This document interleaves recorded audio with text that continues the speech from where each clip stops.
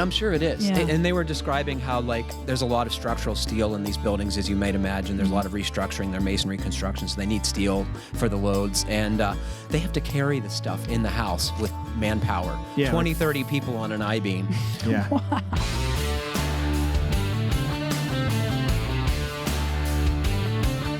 Welcome to the Fine Home Building Podcast, our weekly discussion of building, remodeling, and design topics aimed at anybody who cares deeply about the craft and science of working on houses. This is Senior Editor Patrick McComb. I'm joined by Design Editor Kiley Jacques. Hello. Rob Watzak, Digital Brand Manager. Hey. And producer Jeff Rose. Hello. Please email your questions to fhbpodcast@taunton.com and include a mailing address so I can send you a sticker if we read your question on the air. You can find previous podcasts and check out the show notes at finehomebuilding.com/podcast. So we always give that little reminder at the beginning of the show, and we really mean it, right? Yes. Yeah, I mean, of all the things that I put on the website, the podcast page is probably one of the things that takes the most amount of time. There's a lot of information on there. Yeah, it's rich with information. We get some compliments on that recently. Yeah. So check that out. And especially if you want to see the things we're talking about, that is a really easy way to do it. Yeah, because whenever we mention a link or something or a book or whatever in the podcast, we make a point to go back and try to find that link and put it in those notes. But we also put other related links to the topics, other articles we have on the website. So so if you're going there, you should go there. Yeah. It's good. This is a action-packed show today, so I'm going to launch right into you it. are ready. Oh my goodness! So we heard from Rob first. When you read my letter on the podcast a while back, you had asked for some pictures of the Indoor Climate Research and Training Center at the University of Illinois. It's where most of us who work for the Illinois Home Weatherization Assistance Program go for our 10-week certification program. Yesterday was National Weatherization Day. Ooh, exciting. The training center hosted an open house. That's Bill Rose standing in the doorway of PIC 2. So I was able to grab some photos for you. The center has various props used to demonstrate pressure imbalances, stack effect, spillage, etc. The tiny house can be set up in a multitude of different pressure scenarios, and it's where we take our field tests for BPI certifications.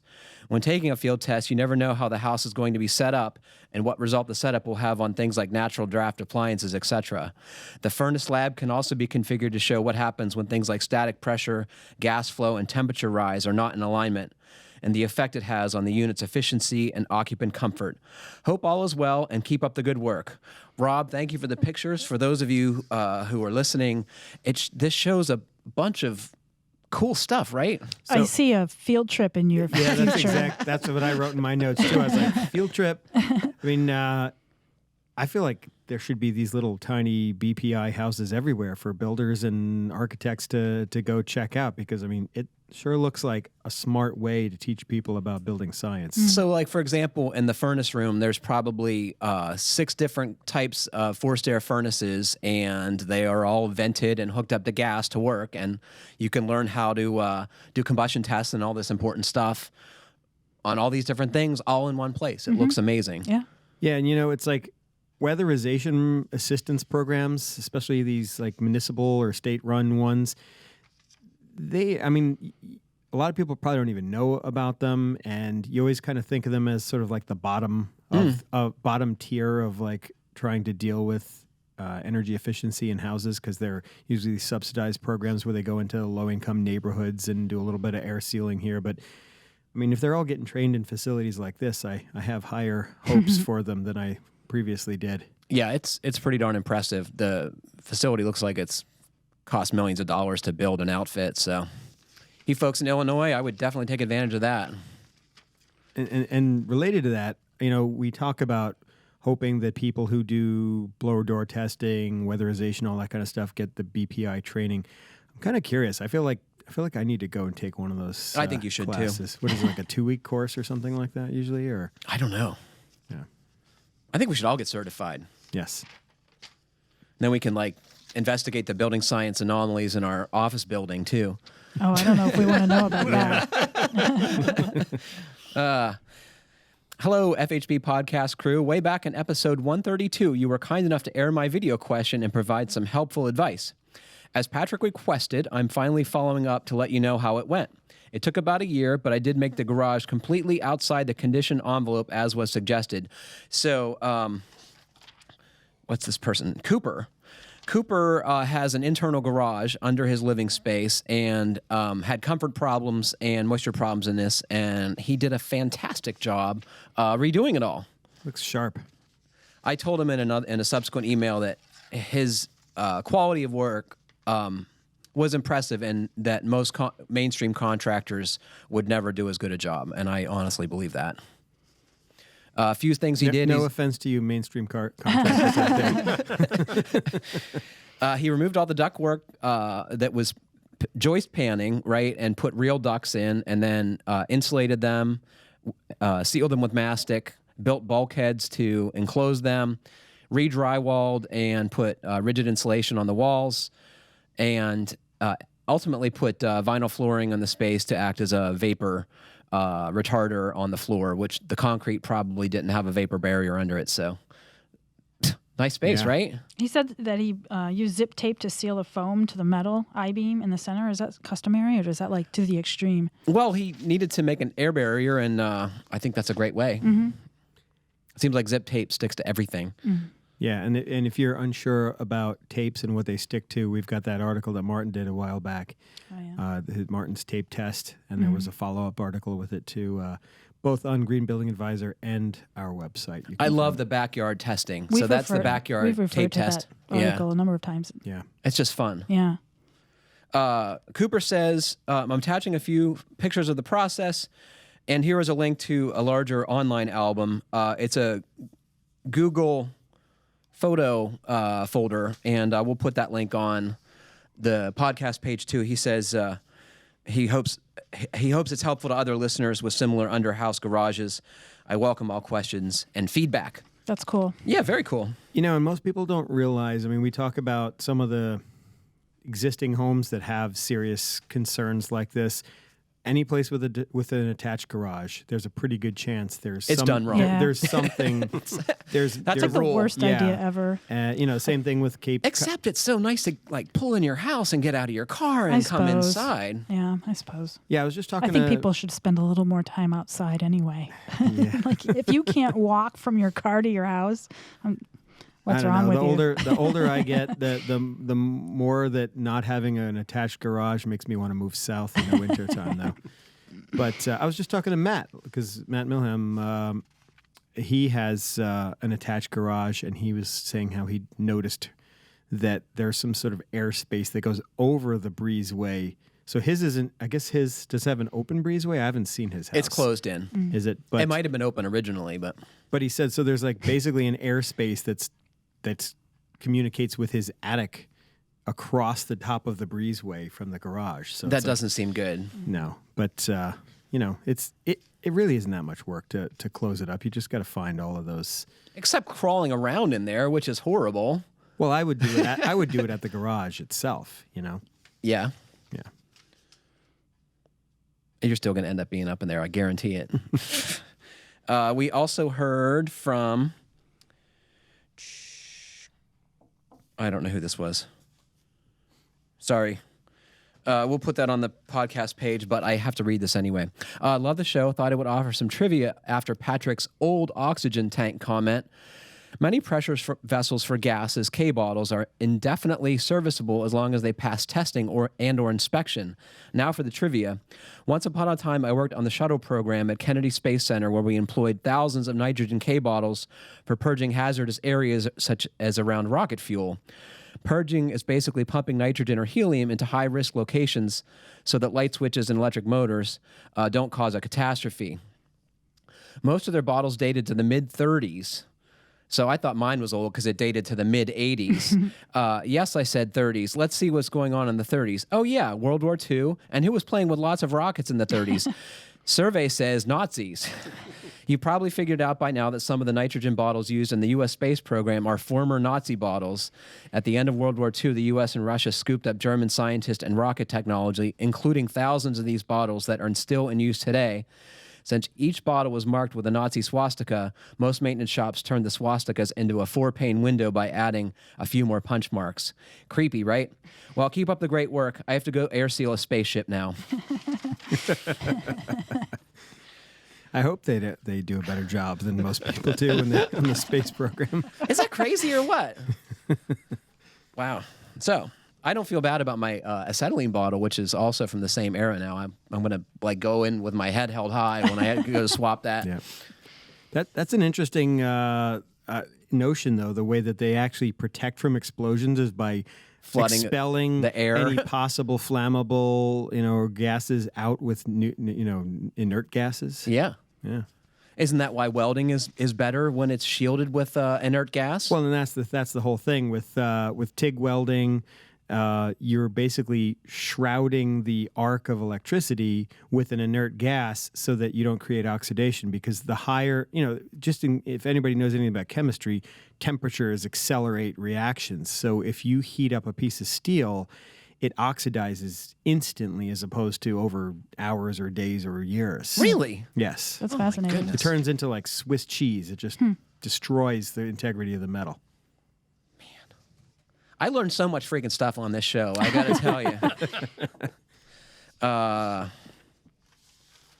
Cole writes, I wanted to weigh in on your discussion of doggy doors. Someone mentioned that you can put them in a wall instead of an entry door. I think that was me. I've done a few of these and used 1/2-inch AZEK sheet stock to make a boxed extension jamb. The AZEK is easy to clean, and because it's white, it matches the pet door frame. You cut the opening, build and install the box, flash the outside according to the siding type, install the finished frame, and seal all the penetration. Make sure some of the frame may need slight modification for mounting because they're usually made in a male-female arrangement and snapped together. I usually back the frame with urethane-based sealant and attach it to the extension jamb with number 6 stainless steel panhead screws.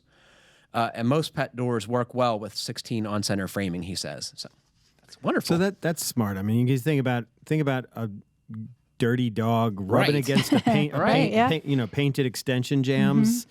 It makes in cellular PVC. Perfect. Yeah. Low maintenance. I love that it's like already done when you put it in too. There's no painting or anything. You can collect your check and go home. Yeah. So last time we spoke, you were still struggling with your tap dancing surface. Oh, yeah. I want to thank Paul from, where is he from? Zaborsk? Annapolis. With his suggestion. Yes. Yeah. What was his suggestion? His suggestion was to find recycled bowling alley flooring. Okay. Which is exactly what I did. Nice. I went to a architectural salvage yard. It's called, what is it called? Zaborski's? Zaborski's Emporium. Yeah, that's the place that we were talking about. Yeah. With last Matt. time. Yeah. Yep. Which was a trip in and of itself. Tell me how. Just, like acres of junk. Awesome. Yeah, it was fun. What was the coolest thing you saw? I liked all the radiators outside. I don't know. There was something super artsy about that. They're beautiful, right? Yeah. Yeah. I was surprised at how much bowling alley flooring they had, and it's solid maple. It's super heavy, so I almost killed myself getting it upstairs. Did you ask them what people buy this for besides tap dance surfacing? I did not. I have heard of people interested in it for countertops, kitchen countertops. Oh, it would be great for that. Yeah. Yeah, I've seen it repurposed as countertops. It is beautiful wood. It is the love of my life right now. So what else are you going to make out of bowling alley? I don't know. I don't ever want to lift another piece of it again. It was really, I put some serious gouges in my pine floors getting it upstairs, which I'm not happy about. Yeah, you and I were talking about that, and I was. So you were dragging it because it's so heavy. Well, I was inching it along. Yeah. And if in retrospect, I should have done what a mover would have done, which is to wrap it. Packing blankets, like we were saying, are just as much for protecting the space as they are for the furniture. The object, right? The object. Someone should put that on a T-shirt. Yeah. But I thank you, Paul, because the sound is amazing. It's like the difference. The vinyl I was tapping on It's tappy. But you said it's margarine compared to Normandy butter. That's how I think of it. Oh my God, we are just laying it on today. You did say, though, that it might be a little harder on your joints, though, right? Yes, my legs are very sore after the fact. But in fact, there's a photo that it came with a protective, covering, plastic of some kind, and I'm tempted to take it off. But at the same time, I think it might help. Those are all Absorb nailed impact. to. Yeah, that and help keep it. They're nailed together, not glued? I bet they're glued and nailed. You can see nails there. Wow. So it's a hefty piece of wood. So by coincidence, I actually ended up going to that same salvage yard. Yeah, what was your over favorite the thing? weekend? I actually found a tall bike there that someone had built. I think I saw that too. I did think of you. Someone took an old cruiser bike, Yeah. flipped it upside down, and welded like a 5-foot-long seat post and 5-foot-long handlebars on it. Did you take a How picture? much did you pay I do for have it? a picture of it. No, We'll put that on the podcast page too. I even had my pickup truck, but I had just bought another weird bike that weekend, so okay. I reached my quota. Is the other wheeled bike in addition to the homemade recumbent you bought? Yes, it is. Oh my goodness. Did you buy anything there? No, I was actually looking for a door because we were talking a while ago about me trying to replace the doors on my house. Yeah. And I just decided that I'm going to either make something or modify a new door because it's a lot of work refinishing an old door, Yeah. Actually, upstairs they have a whole bunch of Clawfoot Tubs, which I was interested in, and Upstairs. way at the top floor. That makes no sense. Right? I thought the same thing. They I'm must have a big, heavy freight elevator because this place Yeah. is like 4 stories tall, big brick industrial it's like building. a factory, yeah. And the ceilings are like 15 feet tall, and the aisles are like 3 feet wide. Yes. And there's stuff piled up 15 feet tall in every aisle on both sides. I have to go here. But I have Yeah. to say about those tubs, most of them were in terrible condition. And Yeah. is it, You can get them refinished. You can. That's what I was Yes. going to ask you. Yeah. Yeah. Some people will do a proper refinish and enamel job on them, but then I know an auto body guy who actually used to do a really nice job of actually just bondoing and painting them with high quality auto body paint. And I think if you're only using it occasionally, like most tubs are used only occasionally, I think that would be fine. Yep. How often do you bathe? Every few weeks. Most tubs are used occasionally. That's why I sit on the opposite side of the office for him. So anyway, thanks, Paul. All right. So last weekend, I made my son help me replace a fence post to our garden. And I got to tell anyone who has kids, you should make them do that. Why? It was just kind of fun. And he's getting old enough now, he's 13, that he's truly helpful. He knows all the tools. So if I say, go get this thing, he can get it.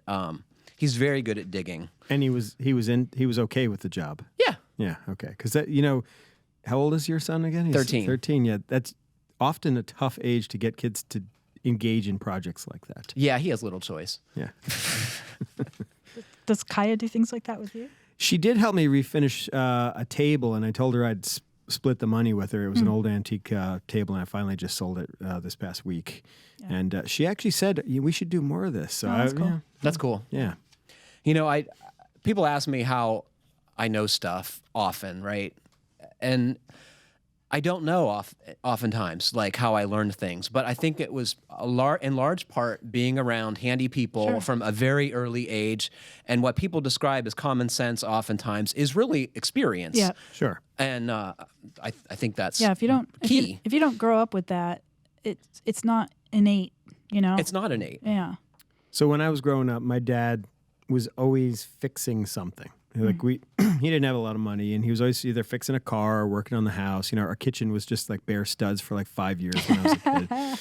And I was always, trying to get involved with those projects. The funny thing is my brother, I feel like he was never helping out with that stuff or never that interested in it at least, and was never doing any kind of hands-on stuff when he was younger that I could remember. And then he bought his first house, and it was a little tiny bungalow, and like he gutted it in like 3 weekends and had that place completely restored in a year. And he's done work to his current house that's as high quality as the stuff that I've done. And granted, he asks me for my advice on certain things, but Do you tell him the wrong thing? all the time. Yeah. That's what I do. Remain superior. But it's just, you don't necessarily even have to be doing this stuff. I think if you're just around Yeah. people who are, I are agree. crafty and you get inspired, I think and a lot of it's just having the courage to tackle the project and be willing to make mistakes and learn on the job, Oh, I'm willing to make mistakes. Yeah. I also, for the first time, was on the blower end of a blow-in installation for my friend Matt. So he insulated the roof of his garage shop with cellulose, and I was responsible for loading the hopper for him so he could climb around with the hose. How was that job? It's really messy, but it only took about an hour and a half, I guess, for him to blow 20 bags of insulation into his garage attic. So now you've got the experience to come help me do my attic then? I would do that again. It's not terrible. You really have to wear a respirator. I would think.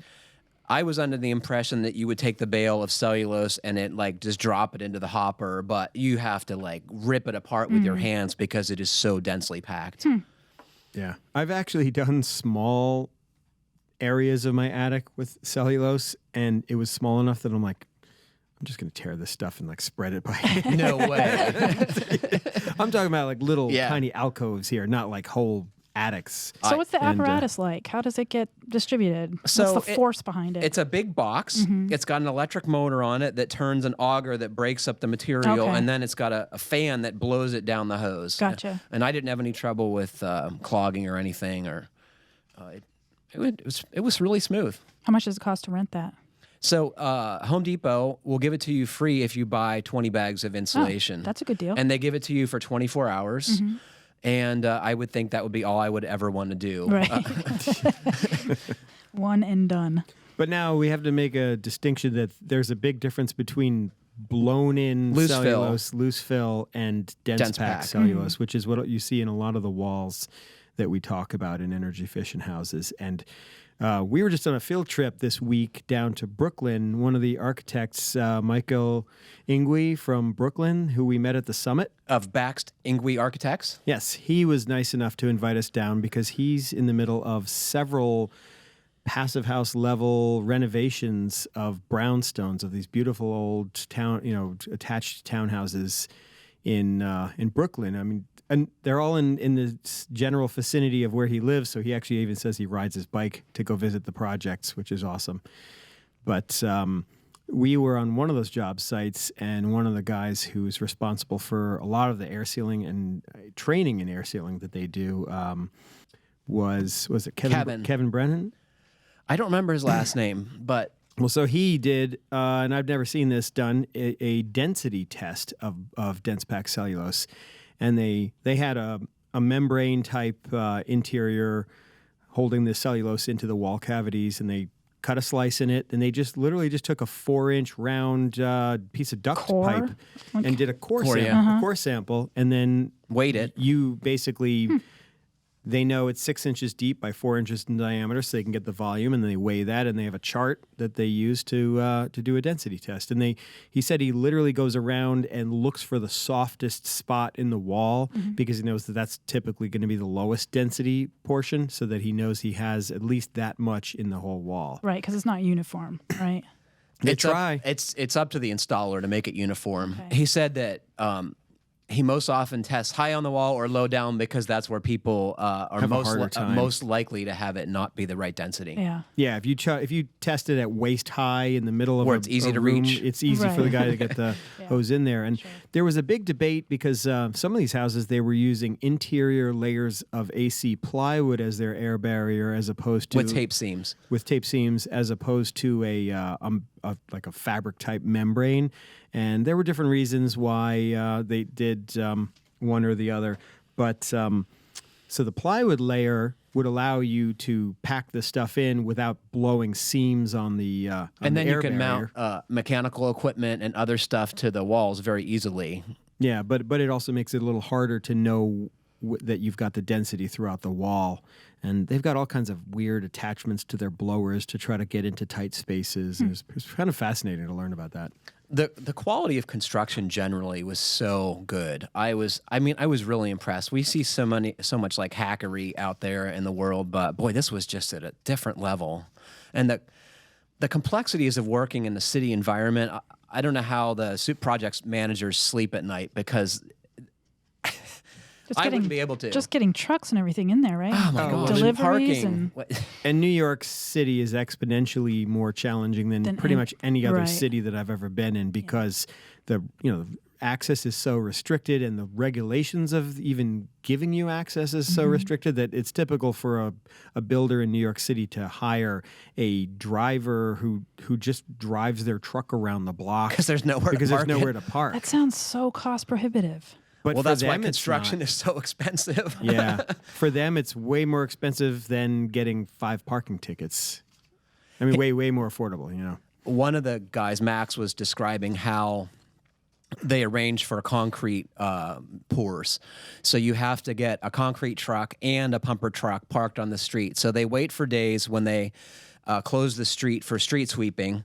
And the minute that side of the street reopens for parking, they have their vehicles lined up ready to snatch a bunch of spaces. Wow. So in the morning, they can move their own cars. So then the concrete mixer and the pumper truck can park in those spaces. Insane planning. Because New York City has what they call alternate side parking rules, where on different days of the week you can't park on certain sides of the street, and so you have to plan your construction schedule around those days. I'm thinking about materials being delivered that the driver's just sitting in traffic just to get to the site.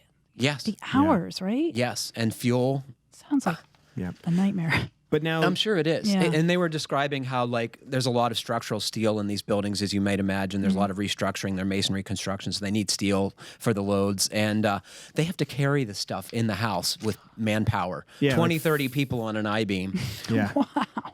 It's cool. It's but something to see, I'm sure. It was really cool. It was such an eye-opening experience. Plus, the real, other than touring these houses, one of the main reasons we were there is because he has organized this collective of builders that are normally competitors, but they're so passionate about the work that they're doing that they've got these almost like our Keep Craft Alive meetups. They're meeting on a regular basis to critique each other's work. So they'll meet at one of the job sites and they'll look at the details, and then they'll discuss the way that they are doing it on their projects, and they'll debate which way it makes the most sense for the type of work that they're doing.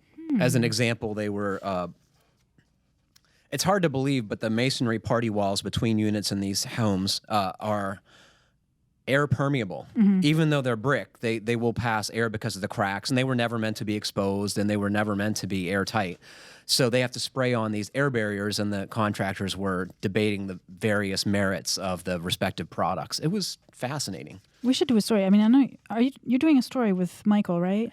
We're working on it. Yeah. It's a matter of what slice. I like that collective idea. Yeah, the Contractor Collective. Yeah, I mean, we're seeing more and more of this type of thing happening. Like when we went to IBS, the Builders Show in Vegas last year, when we had our meetup, our Keep Craft Alive meetup, we're meeting all these guys that we don't ever see in person. They're all friends of ours on Instagram, and they're all, sharing tips and examples of their work. And what we didn't realize is that what we see in public on Instagram is only the tip of the iceberg. These guys are behind the scenes, getting, throwing project, specs to each other, asking how they would bid this, how would you do this detail, and so it's a whole nother way of communicating that we didn't have a generation ago. Yeah, that's a good point. I think we better get to some questions. Okay. Kevin writes, "Hi all, I'm a frequent listener and a fan of the podcast. Thanks for the work you do in helping people figure out the correct way to build things. In regards to the listener a few podcasts back who complained that your present isn't applicable, that what you present isn't applicable to California, I somewhat disagree. While you may get a little further into insulating and air sealing than is necessary for our climate, it seems that if it is the correct way to do it, you should do it, not just because." I agree. My question is pretty simple. What are the best caulks for exterior siding, trim work, and interior trim work? A little background on my question. My wife and I are currently in the process of building a house as owner-builders. Prior to starting construction on the house, we built a small outbuilding near our house to protect our transformer and serve as a trial run for how we think we wanted to build the house. This resulted in a pretty nice 12 by 14 building complete with hardy lap siding, trim and soffits, and an interior with crown molding and window casing. Put crown molding in the shed.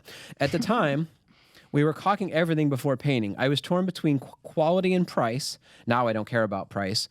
For the interior, I used Alex Plus, In retrospect, I realize this isn't even close to the top of the list as far as quality, and now when I see it pulling away from the crown molding a year later, I'm really not surprised.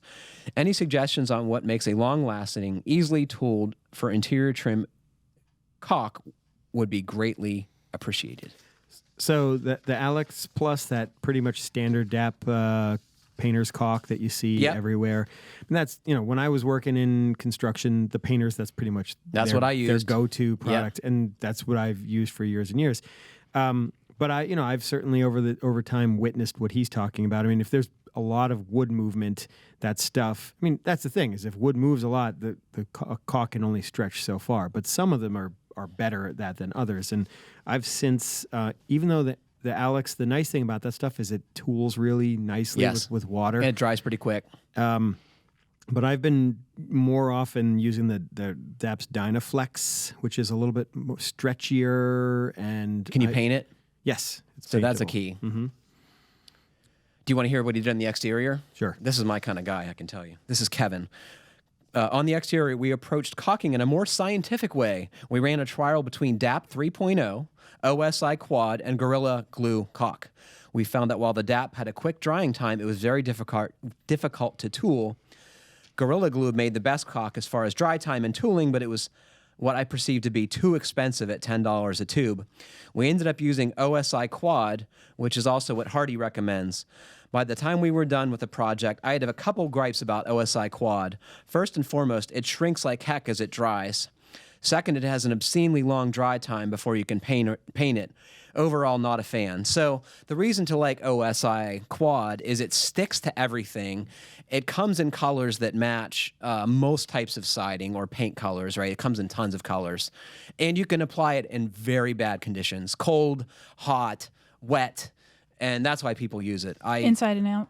Outside. Okay. It's super stinky. It's a solvent-based product, and you're not supposed to tool it. I hate using it. I mean, I find it to be very difficult to work with. I haven't experienced the shrinkage that he did, but I'm not surprised because it's solvent-based, and when the solvents go away, there's less material. Yeah, the one thing I will... Have you used that? I have not used that, no. But, in testing all these different, because there's so many different synthetic rubber, polyurethane, latex, and modified latex. Silicone. Yes. Polyurethane, like modified. super duper safety hazard. So people can die from it. And that's what I was just going to mention is that if, I always read the labels on that kind of stuff, and the polyurethane ones of all of them are the ones that it says very clearly only for outdoor use, not for enclosed spaces. What is the solvent in there that's so dangerous? Do you know? I couldn't say. I just read that people with asthma are it's too bad because sensitive. it works fantastic. Yeah. So what can you tell me about this ASTM C920 standard for comparing sealants? I have no idea. You don't know what I'm talking about? There's an article by Andy Engel called The Complete Guide to Caulk. So... He's such a nerd. I know. I just didn't know if that's something that you guys refer to when choosing caulks or sealants. I don't know. So there are all kinds of ASTM tests for sealants revolving around adhesion and shrink and all kinds of stuff. So what's the difference between caulk and sealant? I don't think there is one. I think it's just... So I think Bob Goodfellow would tell you that caulk was originally what you'd put between the boards of ships, right? And everything else is sealants, but... I think that's being kind of pedantic. From my perspective, I always think of caulks as something that are sealing visible gaps, but I don't know if that's necessarily the definition of it. So any of you caulk chemists out there, if you'll let us know. We're going to hear from Barbara. I hope so. Kevin continues, if Gorilla Glue hadn't discontinued carrying their caulk at the big box store, I wouldn't be writing this email. I'm curious on your thoughts on what would be an excellent exterior caulk. Recently, I applied some non-sag polyurethane concrete caulk, Loctite PLS 10, to the groove between my pressure-treated sill plate and the concrete stem wall to impede insect entrance. While I will be the first to say tooling polyurethane is miserable, I appreciate the tenacity and longevity of the product. That's what I've noticed, too, is that urethanes just stick amazing. I see Loctite makes a window and siding polyurethane caulk as well, PLS40. Any experience with this? Maybe it is the solution I'm looking for. I don't know, but I love Sashco's Big Stretch for interior and exterior. I find it works very good. It used to be hard to buy, but now you can get it on Amazon. And it's fantastic. Yeah, I was going to Latex, mention... easily tool. It stretches amazing. You can use it interior and exterior. Psst. Yeah, One and done. The quality of that's important in that one is in the name. You know, Yep. It's stretchy stuff. You use this? I've used it for patching stuff Yeah. before, and it seems to cover some pretty big gaps. So my carpentry is such that I love big stretch. Maybe you need to work It's too on bad Matt wasn't on this one. He's got lots to say about Caulk. Yes, I think he used a couple cases on Yeah. his potting shed, right? that shed that they just showed, the picture from this reader, or this listener. That's a sharp looking shed there. So I also want to point out I'm guessing this is unconditioned space. So the crown molding and the caulk separating, like that would be less of a problem in a conditioned building. That's true. This thing is going to be cooking in the summertime. Mm-hmm. Yeah, I mean, that's what I was getting at from the beginning, is that it's not so much that the Alex Plus is a bad product. It's just that if you've got a lot of wood movement, it's not made for that. It's not going to stick. Daniel writes, "Hello, FHB podcast, long-time listener, first-time caller. I'm an owner-builder starting up on a small house build. The living space will be 16 by 16 on 2 stories for 512 square feet. I live in South Carolina and want to build the most energy-efficient home possible, but I have a few questions. It will have a block, sealed crawl space. I plan to frame the entire building using screws for added strength." I'm going to stop right there, Daniel. Don't do that. Screws are not rated for that application. Nails actually have this quality where they bend a little bit. And surprisingly, South Carolina is in a seismic zone where it's especially important that there be some yield when the things start shaking. So screws are not made for framing, so don't use them that way. Yeah, I mean, I know when we did a lot of remodeling work at some of the companies I've worked for in the past, it's like if you're doing a little patch here and there, a wall here, and you're not going to break out your compressor and your framing gun, you're going to be putting some studs in, with and it's so some much screws. easier to drive screws in that situation. Yeah, but for an entire wall, the cost and time saving alone just seems like it'd be worth it to and go it's with not nails. safe. It's not. They're not made for that. Yeah, because if you ever noticed, no matter what quality screw, eventually if you bend a screw, because they're usually hardened, they will break instead of bend. Yes. And you don't necessarily want that in framing. No, and it's important when you're in a seismic and high wind zone, especially because the things move.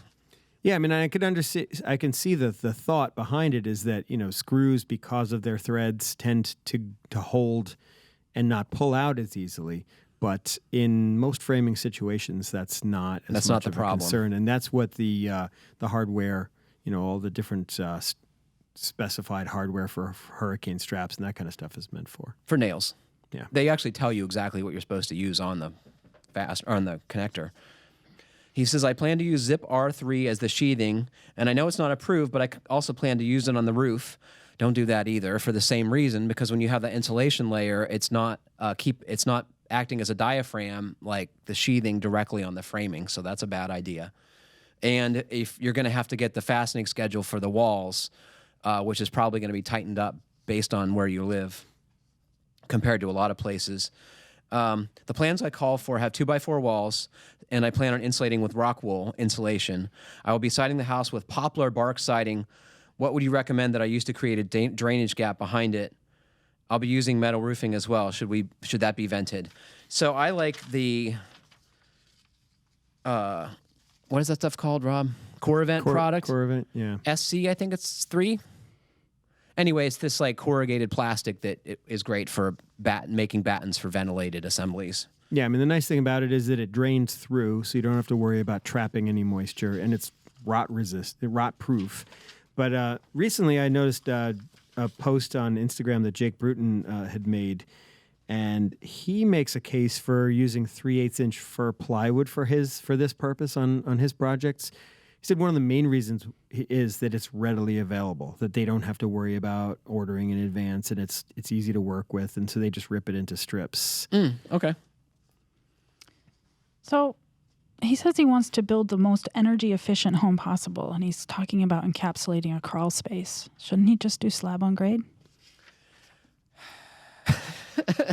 I don't know. That's a good question. There's a lot to like on slab on grade, but especially in coastal areas, and we don't know exactly where Daniel is from, but your house has to be elevated to a certain amount so it doesn't get flooded.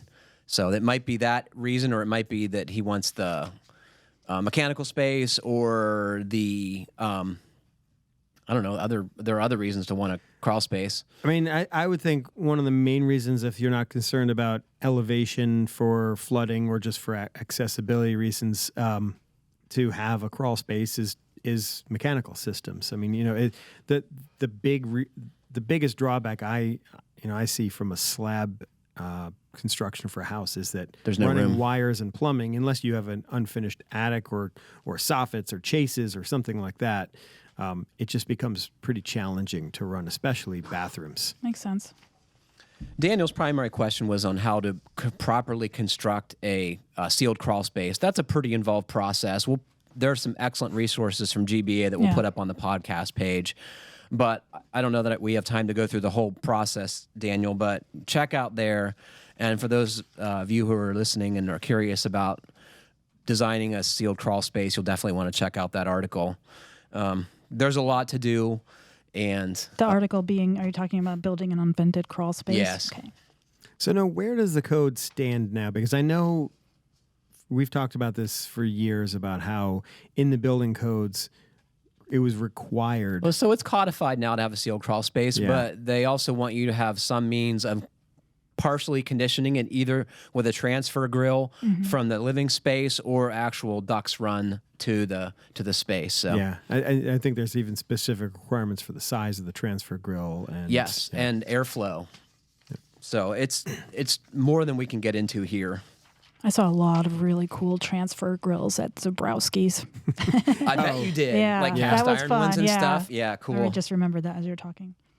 Yeah, you think about it, a lot of old. They're beautiful. You know, we talk about how mini splits and point source heat, you know, whether it be wood stoves or pellet stoves, don't make sense in houses that are really chopped up like old Victorian houses. But they used to have those kinds of heat sources back then, and they would have transfer grills in the floors. Or window transoms. Yeah. Or transoms above interior doors. I love those. Yeah. So it's funny, a lot of the things that we employ now to deal with trying to balance the air between rooms, and we think it's this new green building thing. It's actually was used for different reasons at an earlier time. They also had zoning. You had a fireplace in every bedroom, Right. every room. Yep. There's also a list of Martin Holliday's tenets for proper crawl space design, and you'll definitely want to check those out too. Among my favorite was install good lighting, because it's horrible to be down there otherwise. I liked this quote from him. Can I share it? Please. If you're perverse and you want to build a damp, moldy, nasty crawl space, just do two things. Insulate the ceiling with fiberglass bats and vent to the exterior. Yeah. So I heard from the Eulers recently, and they're in Washington, Port Orchard, I believe it is. Anyway, they build on crawl spaces, and they're vented, and in their climate it works fine. So I don't completely agree with. He's in a super humid environment. Yeah, and vented crawl spaces in the southern states on the Atlantic coast, that's a recipe for disaster. I think that's what Martin's talking about. And you know, in those damp southern climates, it was common for houses to be built up on piers, and that's okay, as long as if you're building a modern house, as long as you're sealing the bottom of your house up. That's the key. Yeah. Yeah, you want a sealed house bottom. But it's certainly better to be on piers than to be on a vented crawl space in a climate like that. Because the raccoons can get in more easily. Yeah, it's shelter for the raccoons. Okay. Yeah. Brandon writes, "Hey there, I'm looking to install a new bathtub in my guest bathroom of my condo unit built on slab on grade. I've never done one, but I would consider myself a decent enough DIYer that I could tackle this project. I've been doing a lot of research in order to understand as much of the process as possible before I got the bathroom. But one thing I haven't been able to find out is how the bath drain line ties into the waste line. Getting the connection right is a huge concern of mine since our unit had an unfortunate history of sewer line backups.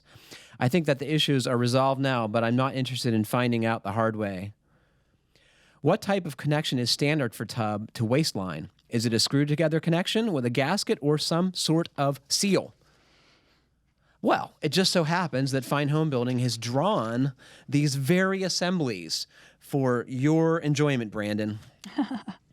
And it shows how everything goes together, and we'll put those up on the podcast page. But the key thing to remember is there's a strainer, and on the bottom of the strainer, which is on the top side, on the tub side, you need plumber's putty on the bottom of that, and you screw it into what people call the shoe, which has a gasket that goes on the bottom of the tub, and then this strainer screws into that. And the rest of the assembly is pretty common. It's either slip fittings or they're glued fittings. And I happen to like a special product made by Watco that has a flexible connection between the drain and the overflow. And what I like about that is there's no mechanical joints. It's all glued together, and it seems completely bulletproof. And once again, this used to be hard to buy, but now you can buy it on Amazon. Yeah, one thing I will add from experience for both my shower and my tub in my house from the early days before I knew a whole lot about home building, because I bought my house before I was a remodeling carpenter, is I don't know if it's because I cheaped out or because I just didn't really look hard enough at what the options were, but especially when you have acrylic or fiberglass tubs or shower pans, a lot of the cheaper drains, when they sit into the opening, the flange where the drain connects, the opening is such that the strainer sits higher than the lid, tub, higher than, or at least higher than the sort of little gap around the strainer. That's how mine is. The recess and for it just becomes a nasty, messy thing. And so, like, if you find an old tub that has one of those nice tapered, flanged strainers in it, and it's put in with plumber's putty, it sits nice and tight and lower than the opening. So it's like there's probably a lot of different configurations of those in any of your big box stores, and you might want to dry fit it at home. Don't throw away the packaging, just to make sure that it's what you're looking for. And I would say don't buy it at the home center. I'd say go to the plumbing supply house because they seem to have the good stuff. Yeah. And surprisingly, a lot of times if you've got a good local plumbing supply place, you'll be surprised at how certain types of fixtures like that are not going to be more expensive, and sometimes are even cheaper than they are at the big box stores. Boy, that is not something to skimp out on either. It's like no. I'm here to say. Yeah. Yeah, I mean, some of the most expensive things I've bought remodeling my house have been bathroom fixtures. And not because they were some fancy brand name, but just because they were, like, we've got one of those sinks that has the two pipes coming out of the wall, and we got a faucet that goes in, that combines. There's a name for that. What do you call that? When the faucets combine into one, but they're like the old style pipes that come out of the wall, like you used to have the whole separate hot and cold ones. I don't know. I know there's a name for that, but anyway, we got it coming out of the wall, and it's like a nice solid brass faucet, and like when it rotates, and everything just feels nice and tight, like a fine German automobile or something like that. Plumbing stuff used to be way better than it is today, I would say, generally speaking. Yeah. This is from Byron. Hello, Fine Home Building, Air Sealing podcast team. First off, thanks for the great information and entertainment. I'm glad to know there are people out there who like to talk about air sealing and insulating as much as I do. Anyway, here is the situation. I have a 1960s tri-level. It has no meaningful insulation in the walls. See the attached sketch and picture for details of the wall buildup. From the inside out, it is 50-plus years of paint, sheetrock, empty 2x4 cavity, FSK. Do you know what FSK is? I had to look it up. It's a vapor retarder. It is. Foil scrim craft. I had to look this up. Matt knew, of course. Of course. But in this period of time, people often put this in the walls as a mean to reflect heat back into the space. I suspect it didn't do anything. But that's an important detail in this whole conversation. And then on the outside is asphalt impregnated sheathing, cedar siding, perforated 1/8 inch foam insulation, and then vinyl siding. So asphalt impregnated sheathing is often called Celotex, and anyone who's been in remodeling for any period working on homes that date from the 50s through probably the 80s has come across this horrible product. Is that the drywall-like sheathing? No, it's like, what does it look like? A Brillo pad. It's wood fiber, and then it's saturated with asphalt. Lovely. Yeah, right. This got a lot of traction in Pittsburgh. I ran into it all the time. I don't know why it takes on certain places or takes off in certain places. Does it hold up at all? Let's get to that. All right. Where are we here? There's horizontal 2x4 blocking in the cavity at about 48 inches above the floor. I live in Richmond, Virginia, so the climate is mixed humid, and it's in climate zone 4A. As I've been doing remodeling projects when the walls are opened up, I remove the FSK, insulate, and air seal as well as possible from the inside. However, we're about to start a larger remodel project where I will have an opportunity to temporarily pull off the vinyl siding off of most of the house. While I have it off, I want to insulate to improve comfort and reduce the heat loss by drilling holes and dense packing insulation from the outside. The current project scope does not include removal of the interior sheetrock or the cedar siding. Do you have any recommendations? Is there another option other than to drill and blow that you would recommend? What type of insulation do you recommend? I'm looking for good enough to not rot the walls or break the bank budget-wise. I'm leaning toward blown-in cellulose or rock wool.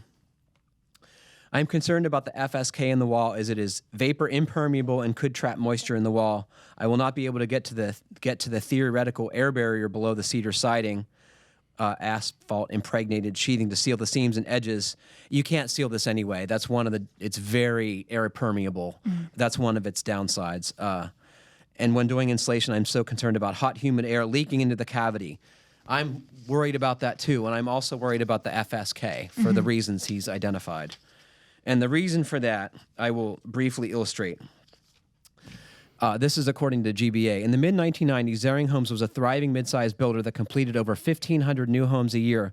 But the company's expansion plans came to a screeching halt in 1999 when dozens of its new homes developed mold and extensive rot. The first signs of the disaster surfaced in July '99 when homeowners at Zering's Parkside development in Mason, Ohio, first began complaining of wet carpet. These moisture problems emerged only 10 weeks after the residents moved in the new neighborhood. When inspection holes were cut into the drywall, workers discovered quarter-inch puddles of standing water in the bottom of the stud cavities. We were able to wring water out of the fiberglass insulation, said Stephen Vamasi, a consulting architect.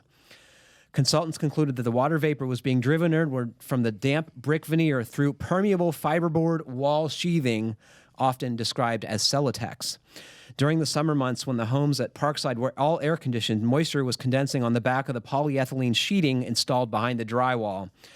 Zering Homes went out of business because they had $20 to $50 million in liability, said building scientist Joe Steebrook. Hundreds of homes were potentially involved. To fix the problems would probably cost $60,000 to $70,000 per home. It was a spectacular failure, and they are out of business. So, guess you answered my question. So, especially when you have a brick veneer, right? A reservoir like cladding is the worst. Because what people don't realize about a reservoir cladding like that is that on a wet day, it's absorbing all that water, and on a sunny day, the sun is driving it into the wall. It's literally forcing that moisture into the wall.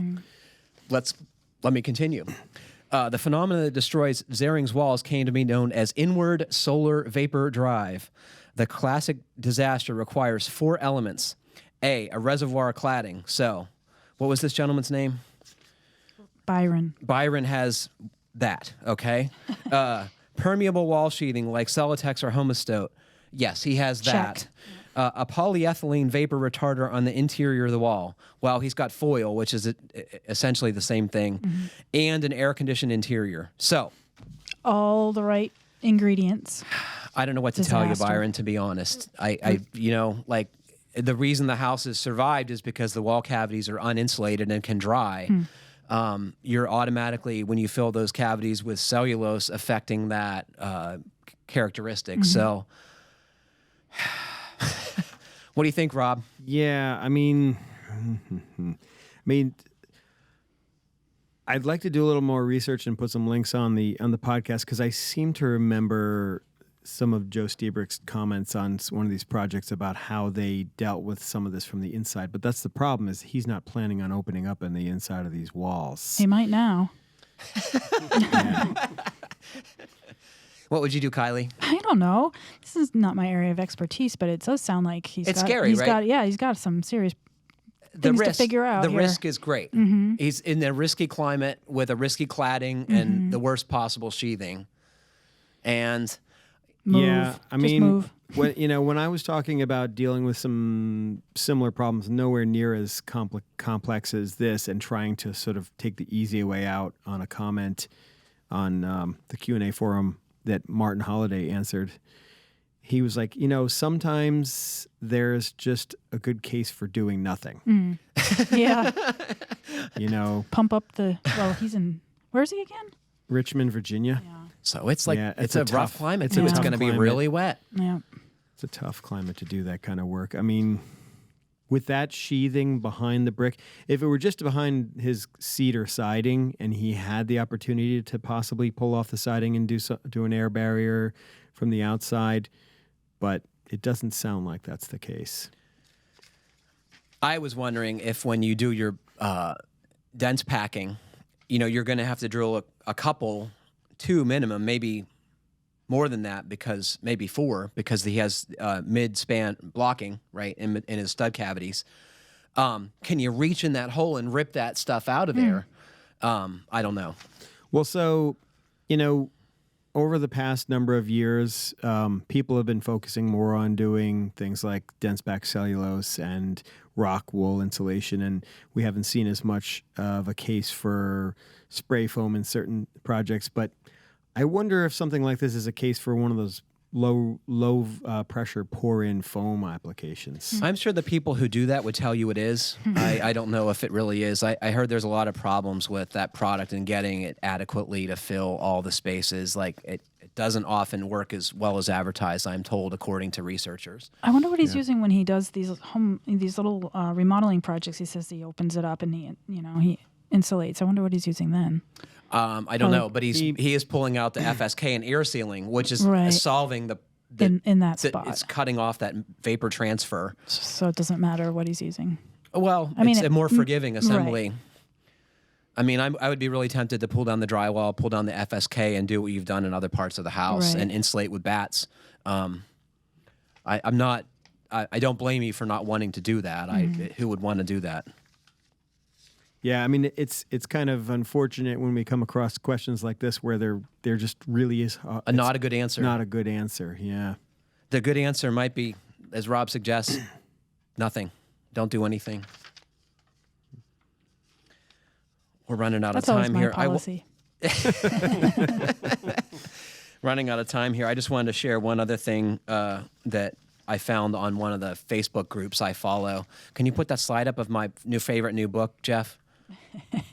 How to Date Buildings, an easy reference guide. If in college, hard enough to date men, never mind buildings.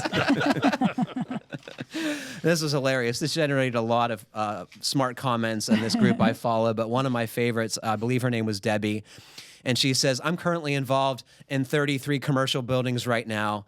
I can tell you it's exhausting and expensive. And we have to mention, this is actually a serious book. It's from the UK. Yes, it is. And it's, it's a reference book on... A reference guide on historical architecture. Architecture. Right. Oh, that's funny though, right? Unfortunately, that's all the time we have for today. Thanks to Kylie, Rob, and Jeff for joining me, and thanks to all of you for listening. Please remember to send us your questions to fhbpodcast@taunton.com and include the mailing address. And please comment, or review us however you're listening. It helps other folks find our podcast. So my program has been a big success, I Kylie. know. You see the guy with the Subaru sent in a photograph? Oh, yeah, we did. We got some folks who were showing off their stickers, and that's super awesome. Success. Yep. next step that we got to start launching those T-shirts based on the designs that Was it Matt? Matt's oh yeah, been sending I want us. to see you guys wearing the Kiley T-shirt. Jess and I are Jess, our web assistant, we're on the case now. We're going to see if we can start launching some cool T-shirts. Fantastic. That's a great idea. I love it. So if you guys want a podcast T-shirt, make sure you tell us, and that way we have some ammunition when it comes to ask for money. Thanks for listening. Happy building.